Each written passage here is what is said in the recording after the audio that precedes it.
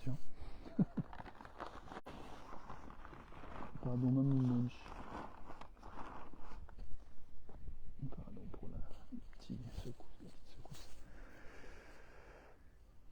La belle Chaya. On est au bord de l'étang. Elle est fatiguée, donc je la laisse se reposer en prenant l'air. Dernière journée pour la belle.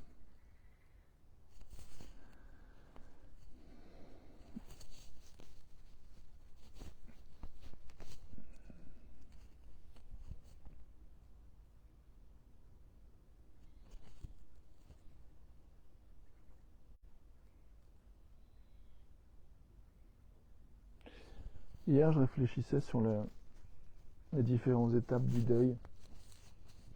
Le déni, la colère, le marchandage, la dépression, puis l'acceptation. Bienvenue à toi qui arrive dans cette vidéo. Je ne sais pas trop ce qui va émerger. Mon intention en lançant cette vidéo, c'est ça, c'est de reconnaître que voilà, c'est pas obligé d'y avoir des mots pour communiquer.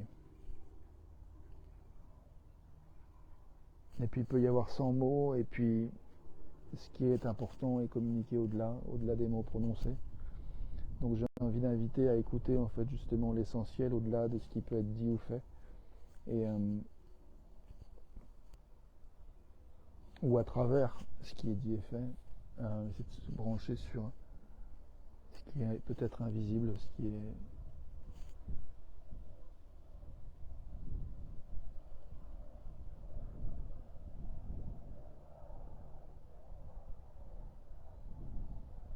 ce que le cœur peut voir en fait. J'ai envie de me brancher sur le cœur. Paroles reliées au cœur, en fait, c'est ça qui m'intéresse. Faire un espace pour que notre parole, avec ou sans mots, soit reliée au cœur. Ce qui est essentiel. Pour toi, pour moi, pour nous.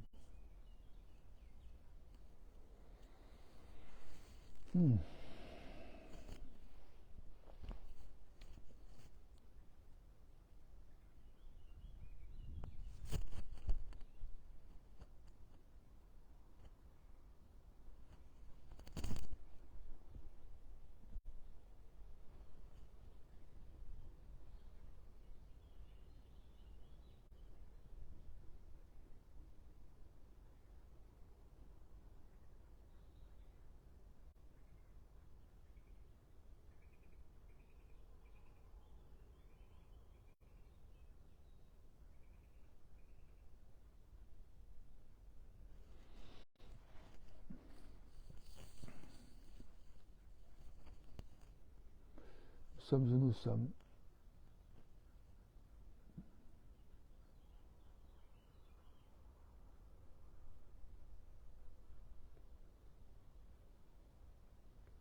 Nous ressentons ce que nous ressentons, toi et moi.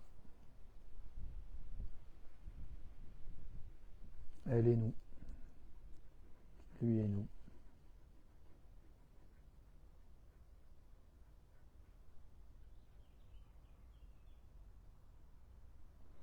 J'apprécie avoir encore du temps avec la belle Chaya, la chienne.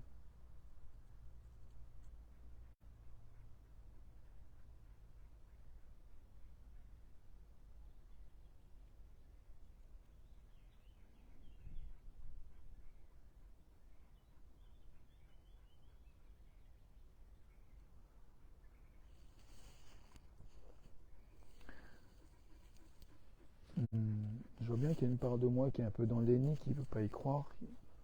Je vois bien qu'il y a une part de moi qui veut marchander, qui dit mais non, on peut bien faire quelque chose, on peut bien attendre, on peut bien encore travailler pour faire que Corinne, ses enfants changent d'avis. Non, j'ai pas l'énergie d'essayer de convaincre, de changer d'avis, qui que ce soit. Mais je vois bien aussi qu'elle est fatiguée, la Chaya. Donc il y a une part en moi qui accepte aussi,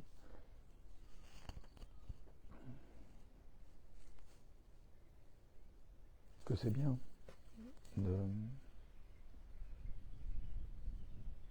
d'accompagner cette décision qui a été prise par Corinne, par ses enfants, et puis en partie par moi. Je vois bien aussi qu'il y a une part de moi qui est un peu en colère. Et alors que je te parle de moi, de cette expérience d'accompagnement de fin de vie de ma chienne, j'ai envie de souligner ou d'élargir en fait le contexte en disant que j'ai envie de parler d'accueil de où nous sommes, où tu es, toi et moi, où nous sommes, et de reconnaître que voilà, nous avons des deuils tous les jours à faire. Aujourd'hui, on fait les deuils de demain, on tourne la page. Hier n'est plus. Tout ce qui a pu se passer de bon hier n'est plus. En tout cas, plus pareil. Et hier n'est plus. Donc, et c'est la condition nécessaire pour pouvoir faire la place aujourd'hui, c'est de lâcher hier en fait. Et de ne pas être trop préoccupé par demain non plus. Donc, dans cette intention-là, je te partage un peu voilà, ce que je perçois des différents stades de deuil. Donc je disais qu'il y a voilà, le déni, la colère, le marchandage, la dépression et l'acceptation. Donc oui, il y a une part de moi aussi qui est un peu en mode déprime, là, un peu abattu, choqué, soufflé par cette situation d'imaginer ma belle chienne partir, mourir ce soir et avoir son corps incinéré, tout son beau poil, son beau pelage disparaître.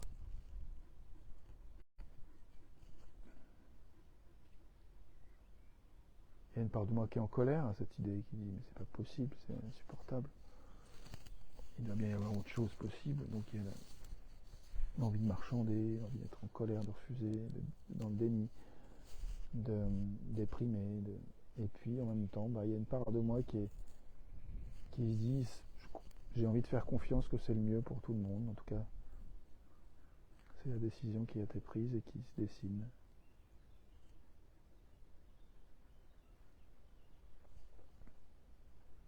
Et avec Corinne et ses enfants, nous allons accompagner Chaya ce soir pour le voyage, la transition hors de ce corps, ce si beau corps qui a fait d'elle la star de bien des endroits, de bien des lieux, dans bien des cœurs. Je te la remontre. Petit sourire de la Samoyède. Un moumounch.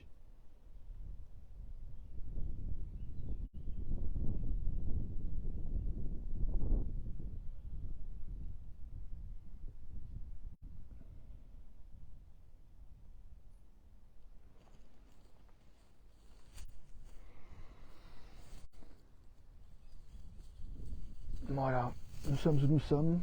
Il fait frais, je trouve, aujourd'hui. J'ai pas encore fait mon yoga, j'étais à la salle de sport tout à l'heure. J'ai eu une belle connexion avec Corinne aussi ce matin, très content de ça. J'ai peu dormi, j'ai dormi de 3h à 6h du mat, ça fait pas beaucoup.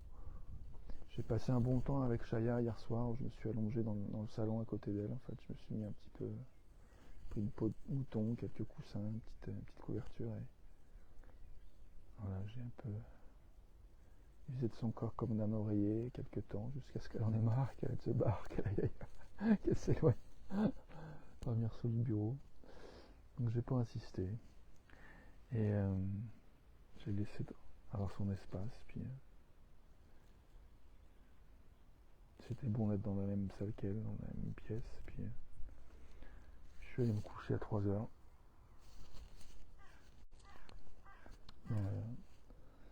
Dans un lit digne de ce nom. Et voilà, à 6h, je t'ai réveillé. Donc voilà, un petit manque de sommeil, enfin en tout cas, c'est ce que je me raconte. Parce que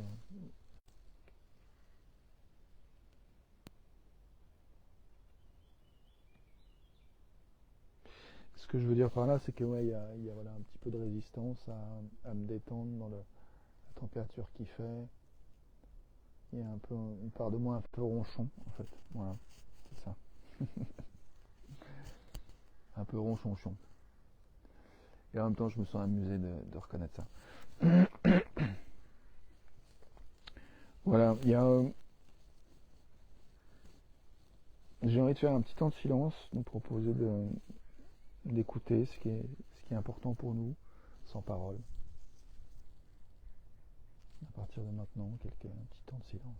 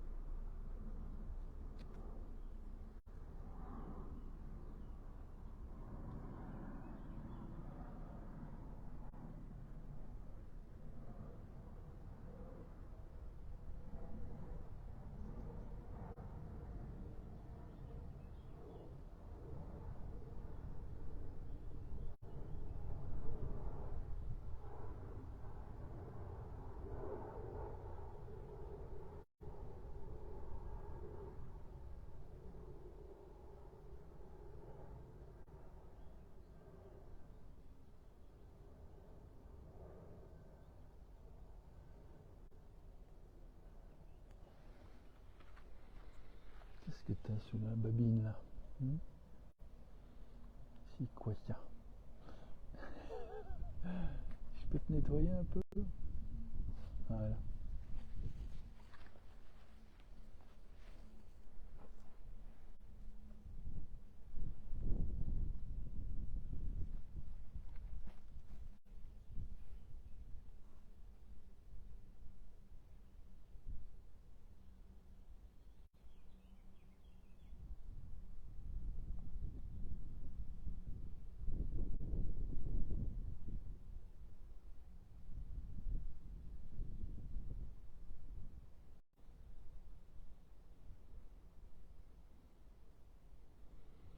Je vois bien quand je te vois si paisible, Machaya, j'ai une part de moi qui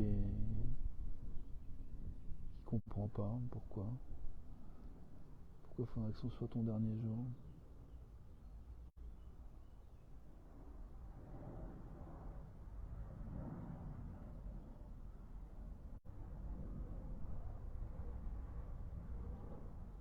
Puis en même temps, je touche de la fatigue. J'en ai assez de tergiverser, de remettre en question. C'est ça qui est dessiné, je profite. Je préfère, voilà, ce dernier jour soit paisible comme il l'est là, que de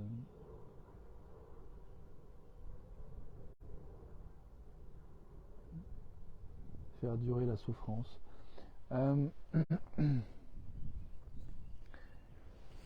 Ouais, j'entends Paul que tu es dans la colère par rapport à cette décision et tu es légitime d'être là où tu es. Tu as le droit d'être là où tu es. Mm.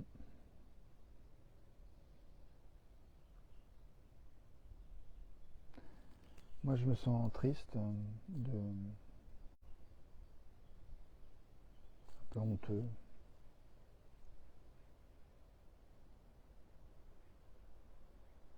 peu déprimé en fait. Je suis dans la phase déprime là, du coup, quand je me connecte à ta colère, Paul, je crois que je glisse dans la dépression en fait. Un drôle, je déprime.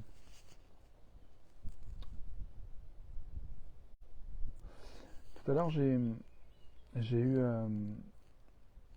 au téléphone une amie qui a un rat de chevaux et qui me disait que dans la nature, en fait, quand un animal est malade, ben, ça va beaucoup plus vite que pour nous, parce que, a priori, les animaux dans la vie sauvage, s'ils peuvent plus se déplacer pour se nourrir, ben, forcément, ça les affaiblit. Et puis, souvent, ils peuvent se faire croquer par voilà, un prédateur dans la vie sauvage. Et cette idée que finalement, la souffrance serait due aussi voilà, à tout l'environnement humain qui fait que ben, un animal domestique n'a plus besoin d'être capable de chasser pour manger en fait. Euh,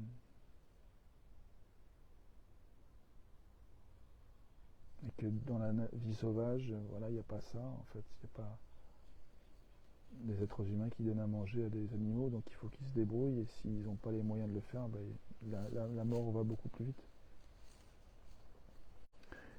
Et merci Paul de me dire de profiter, de lui donner le meilleur. C'est ce que j'essaie de faire, ça me touche ce que tu dis. Et bah ouais, j'essaie d'être là, présent, le plus sincèrement possible avec ce qui se passe en moi, être à son écoute. Et puis dans la communication intuitive qu'on a reçue, il semblerait qu'elle a envie de passer du temps dans le jardin, à la maison. On n'a plus la maison, mais du coup on a toujours le jardin, enfin l'étang, et puis elle a souvent du mal à descendre ou à monter. Elle ne peut plus monter toute seule dans le coffre. Et du coup, ben, là, je la laisse dans le coffre et elle est dehors, voilà. Et si elle voulait descendre, je pense qu'elle le manifesterait. Je vais te la montrer.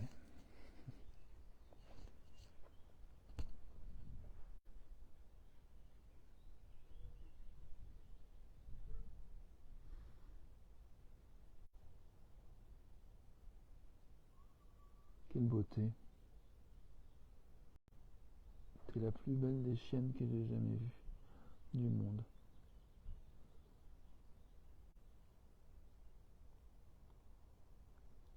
Mhm.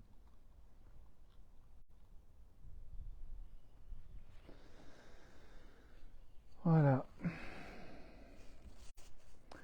Donc ouais, place à nos émotions et je réfléchis à ces différentes phases du deuil encore. Le déni, la colère, le marchandage, la dépression, l'acceptation.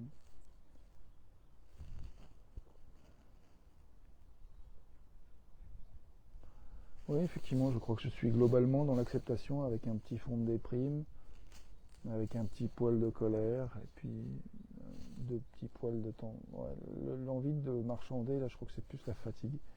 Mais voilà, au-delà de la fatigue, il y a un endroit chez moi qui voudrait avoir les ressources de marchander, de négocier plus de temps, de la laisser mourir de sa mort naturelle, qu'elle reste avec moi. Et je vois bien il y a un peu de colère dans le sens où j'aurais aimé trouver plus de soutien pour mon point de vue, pour mon positionnement de la part de Corinne et des enfants, mais en même temps, j'ai envie de respecter, d'honorer qu'eux sont où ils sont. Et, euh, et j'ai envie de soutenir là où ils sont. Et si on était en mode démocratique avec vote et la majorité clairement pour la décision qui a été prise, le rendez-vous de ce soir pour l'euthanasie. Et si on était en mode sociocratique, je crois que je dirais que j'ai pas fondamentalement une grosse objection à cette décision, en fait, cette proposition de l'euthanasie. Je vois bien qu'il y a plein de capteurs en moi qui sentent que voilà, il y a de la fatigue pour Chaya, il y a de la gratitude d'avoir vécu ce qui a été vécu. Et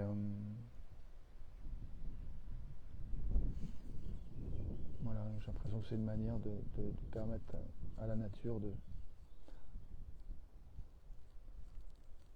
redevenir nature complètement à travers la mort, qui s'affranchit de la domestication finalement.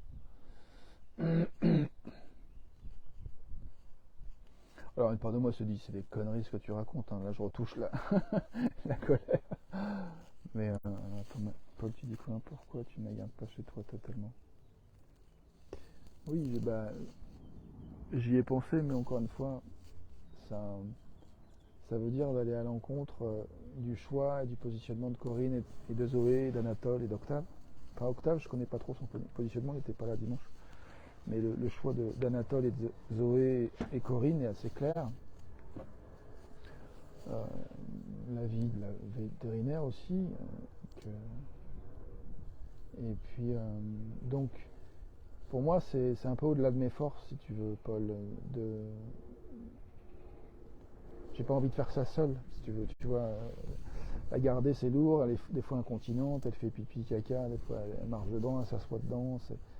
À gérer en termes d'odeur, à laver, c'est pas grave, mais après elle sent. Et puis, enfin, si, c'est grave parce que dans le sens où je peux pas lui faire un shampoing tous les jours, quoi. Avec le poil qu'elle a, c'est juste pas gérable, quoi. De lui faire un shampoing tous les jours, c'est juste j'ai pas la force, quoi, en fait. Et donc ça prend à sécher après ses poils, ça ressent tout de suite, quoi. Et du coup, c'est pas hyper confort. Donc bien sûr qu'il y a le côté un petit peu snob, égoïste, on peut dire, si tu veux, humain, qui veut son confort. Bien sûr qu'il y a ça, il y a ça qui est en jeu.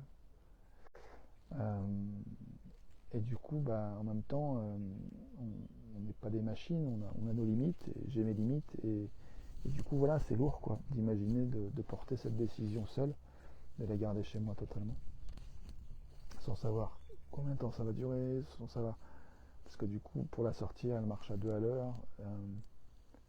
Ça demande d'être patient, et c'est cool, mais en même temps, voilà, c'est une souffrance, elle tousse. Quand elle tousse, je vois que moi, ça me fait un mal, le chien, quand elle tousse, je sens que c'est quelque chose qui est assez, vraiment, qui me touche. Il y a une douleur, quoi, vraiment, souvent assez insupportable de l'entendre tousser. Donc voilà, c'est la voie de la facilité, et finalement, on allait avec l'euthanasie. Et je me rends bien compte qu'il y a des parts de moi, des parts de nous qui pensent que la voie de la facilité, c'est mal. Salut Anna, bienvenue à toi. Mais je ne suis pas sûr, en fait. Enfin, il y a une grande partie de moi qui pense que non, au contraire, la voie de la facilité, c'est la voie juste. Et je pense à l'eau qui jamais, quand tu vois l'eau, l'élément eau, les rivières, les fleuves, c'est très sinueux, leur parcours avant d'arriver à la mer, partant de la source, dans la montagne. Et ces sinuosités, ces complexités sont le chemin le plus facile pour l'eau. Salut Pascal, je vois l'heure. Du coup, je sais pas si t'es encore... Je suis près de l'étang, du coup, je sais pas si on pourra se voir à midi. Je sais pas à quelle heure tu passes. Peut-être je peux... Si tu veux me dire quand est-ce que tu veux la voir, ou sinon ce soir vers 5h, si ça va pour toi. Je te dire au revoir. Ah, Chaya, je te la montre, tiens, ici. Hop.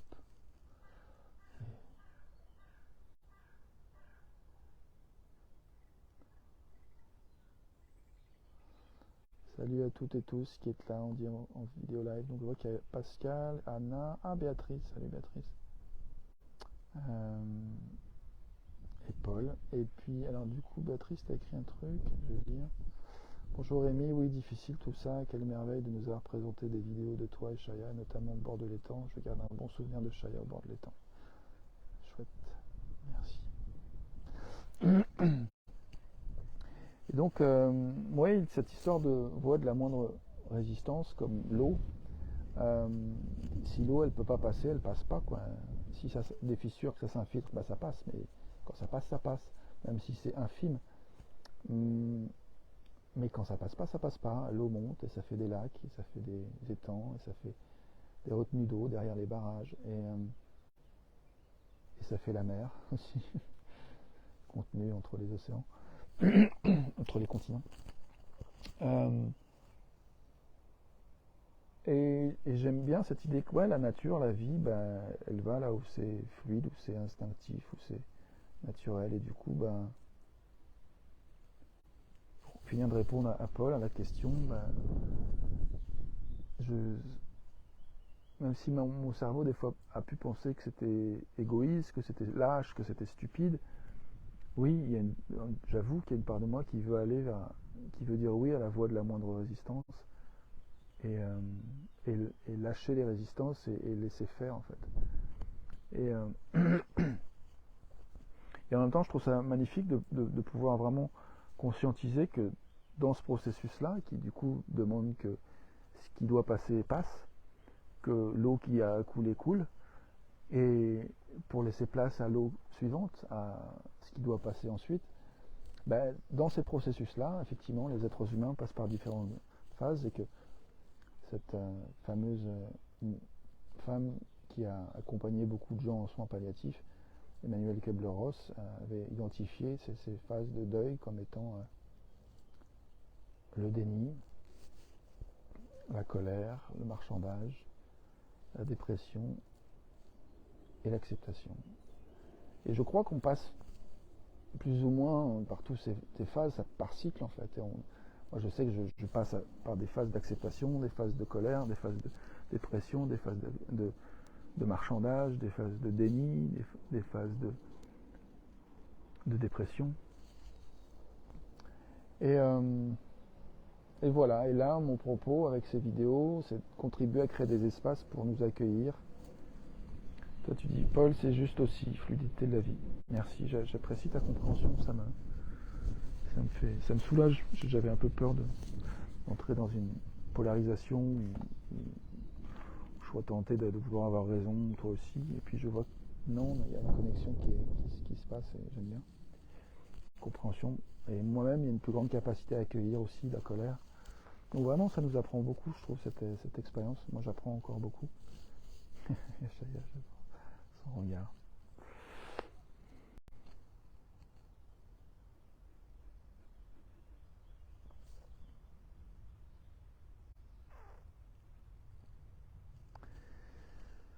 Donc ouais, je pense qu'on a tous à apprendre on apprend tous en fait de tout ce qu'on vit et de tout ce qu'on expérimente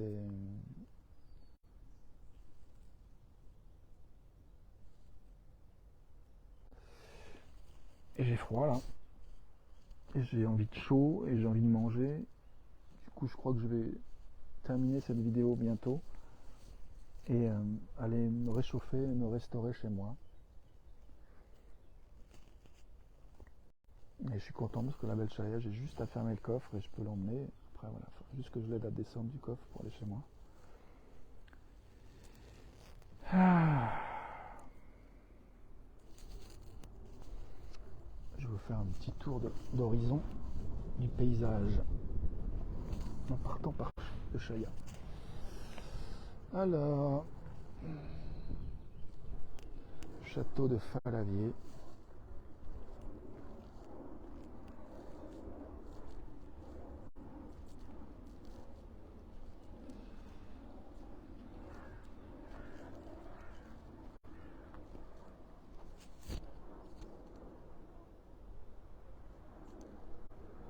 L'étang. Et là, juste là, c'est de l'aubépine, hawthorn en anglais. Et les feuilles, il paraît que c'est bon pour le cœur. Quand elles sont fraîches, là, elles sont un peu dures. Allez, je vous emmène près de l'étang. Je ne sais pas si la Chaya va avoir envie de descendre elle-même du coffre et me rejoindre. Elle fera comme elle veut.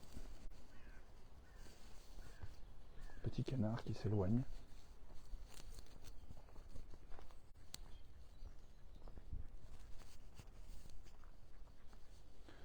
Je vois que je voulais faire mon yoga. Je vais peut-être finalement laisser Chaya se reposer dans le coffre et aller faire mon yoga sur mon ponton préféré de pêcheur.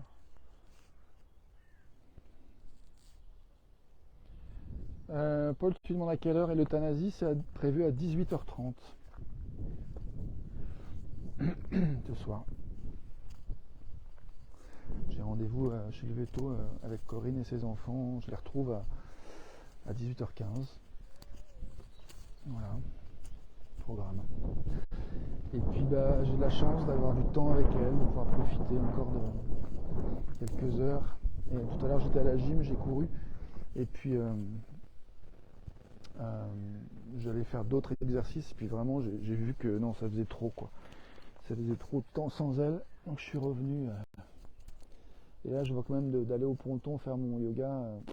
Et je crois que je vais le faire chez moi, comme ça je pourrais être avec elle. Béatrice, tu dis belle journée sacrée, merci, avec Chaya et surtout aussi de toi à toi, merci.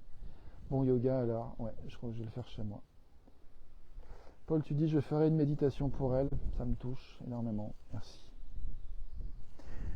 Et c'est marrant parce que j'aime bien, dans le contexte où je suis, j'avais pris un livre que je voulais lire, et je vais vous montrer ce livre.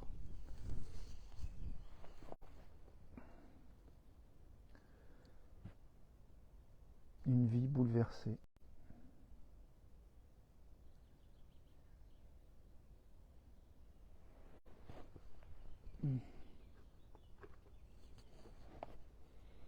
J'ai envie de vous lire la quatrième de couverture, en regardant Chaya. Non, vous pouvez regarder Chaya, moi je lis. Voilà. Non, j'ai envie de revenir à moi. Eti Ezelem Ilsum. Une vie bouleversée suivie de lettres de Westerbork. De 1941 à 1943, à Amsterdam, une jeune femme juive de 27 ans tient un journal. Le résultat, un documentaire extraordinaire, tant par la qualité littéraire que par la foi qui en émane. Une foi indéfectible en l'homme alors qu'il accomplit ses plus noirs méfaits. Partie le 7 septembre 1943 au camp de transit de Westerbork, d'où elle envoie d'admirables lettres à ses amis, Eti Ilsum meurt à Auschwitz le 30 novembre de la même année. Et là, il y a une cite. Alors, le journal d'Eti Ilsum, né en Zélande en 1914, connut un succès foudroyant aux Pays-Bas lors de sa parution en 1981. Donc là, il y a deux citations d'elle. Une qui dit « Je sais déjà tout, et pourtant, je considère cette vie belle et riche de sens, à chaque instant. » Et l'autre citation, c'est « Avec une grande liberté », ah non, ça c'est une citation de Lire, qui dit « Avec une grande liberté, elle pose toutes les questions de la vie, de l'amour, du rapport à Dieu. » Je vais relire la citation de Eti. « Je sais déjà tout, et pourtant, je considère cette vie belle et riche de sens, à chaque instant. »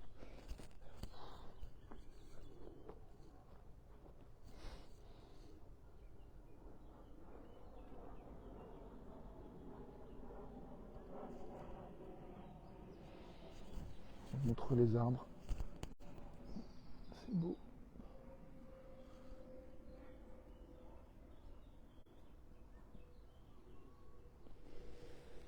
Voilà, bouleversé. Bouleversé, je me sens. Bouleversé, je suis.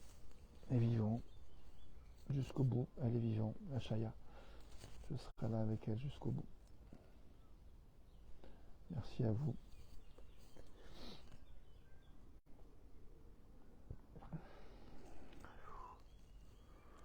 Merci à toi.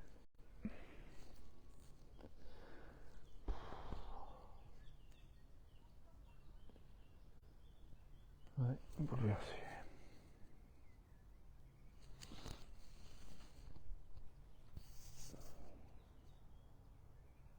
C'est marrant, j'ai la même position que Eti sur la photo. Attends, regarde.